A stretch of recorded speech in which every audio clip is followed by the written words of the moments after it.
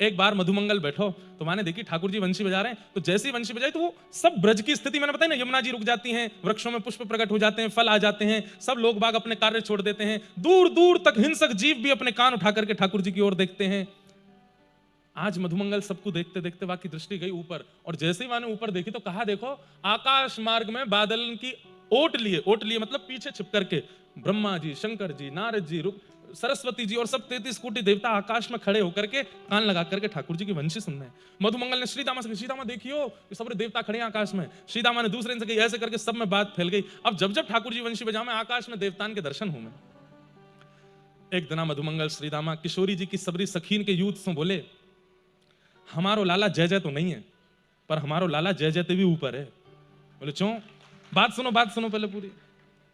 बोले क्यों? बोले हमारो लाला जब बंशी बजावे ना आकाश में देवता प्रकट हो जाएं। अरे कहां तक कहें, सूर्य चंद्र भी एक साथ प्रकट हो जाते हैं ठाकुर जी की स्वर लहरियों को सुनने के लिए। हमारे लाला, तुम्हारी किशोरी जी सुंदरता में ऊपर होंगी, तुम्हारी किशोरी जी धन धान्य में ऊपर होंगी, तुम्हारी किशोरी जी गायन में ऊपर होंगी, तुम्हारी किशोरी जी नृत्य में ऊपर होंगी लाला से, पर संगीत में तो हमारो लाला अग्रगण्य है। ललिता जी ने कमर कसी, बोली अगर किशोरी जी लाला से ऊपर निकली तो? बोले तो जीवन भर तेरे चरणन को स्पर्श करूंगा, वचन दे के कह रहा हूं ये मधुमंगल, जब जब ललिता सामने आवेगी तब तब साष्टांग प्रणाम करूंगा अगर किशोरी जी ऊपर निकल जाए तो।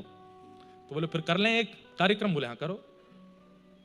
ठाकुर जी तो सब ब्रजवासी जाके बोले लाला हमारी लाज बचाई लियो, ऐसी बंसी बजाइयो कि लाला ये सबरे देवता आकाश में खड़े खड़े नृत्य करने लगे। ठाकुर जी बोले तू चिंता मत करे, आज तो देख आमने सामने वाली बात है। सब सखी गई किशोरी जी के पास है, किशोरी जी आज श्याम सुंदर को परास्त करना है। किशोरी जी बोले नहीं, वो सदा विजयी रहे, मैं क्यों परास्त करूं उनको? नहीं आज हम सखी सखान के बीच की बातें, हमारी लाज रखो। तो किशोरी जी वीणा बजाती हैं। किशोरी जी वीणा बजाती। अच्छा, अभी कुछ समय पहले रेवासा धाम में कथा थी पूज्य मलुकपीठ वाले महाराज जी के सानिध्य में, तो महाराज जी ने वहां पर एक कितनी सुंदर बात बताई। बोले इंद्रेश जी, त्रेता में श्री जानकी जी वंशी बजाती हैं और राम जी वीणा बजाते हैं। तो वहां जानकी जी की वंशी सुनकर के राम जी मोहित हो गए और राम जी की वीणा सुनकर के जानकी जी मोहित हो गई। तो राम जी ने कहा देखो शिक्षा प्रदान करने के 3 तरीके होते हैं, शिक्षा लेने और प्रदान करने के 3 तरीके होते हैं। पहला, गुरु जी की सेवा करो और उनसे शिक्षा ग्रहण करो। दूसरा, गुरु जी को दक्षिणा दो और उनसे शिक्षा ग्रहण करो। तीसरा, तुमको जो आता है वो तुम गुरु जी को सिखाओ, गुरु जी को जो आता है वो तुम सीख लो। तो हे जानकी जी, आप मुझको वंशी बजाना सिखाओ, मैं आपको वीणा बजाना सिखाऊंगा।